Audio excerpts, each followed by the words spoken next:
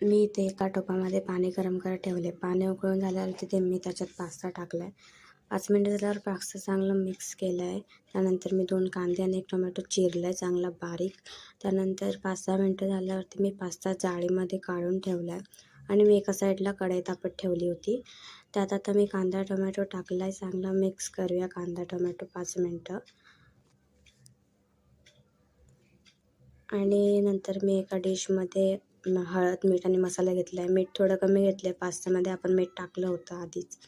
त्यानंतर मी मसाला थोडा हलवत होते आणि त्यानंतर मी त्यात सगळे मसाले टाकले आणि चांगलं ढवळते, मिक्स करते. मसाला, कांदा, टोमॅटो, मसाले सगळे मिक्स करते.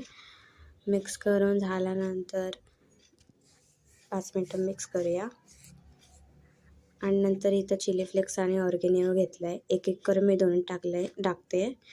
आता मी चिली फ्लेक्स आणि आता ऑर्गेनिओ टाकते. चांगलं बऱ्यापैकी मिक्स करूया आपण. मसाला तुम्ही बनवा, एकदम टेस्टी मसाला होतो. आता मी त्याच्यात पास्ता टाकते. पास्ता टाकून झाल्यावरती मिक्स करते. बऱ्यापैकी मी मिक्स केला आहे. आता मी ह्याच्यात कोथिंबीर थोडी कापली आणि कोथिंबीर कापून टाकते आणि बऱ्यापैकी मिक्स करते. तुम्ही बघू शकता किती टेस्टी पास्ता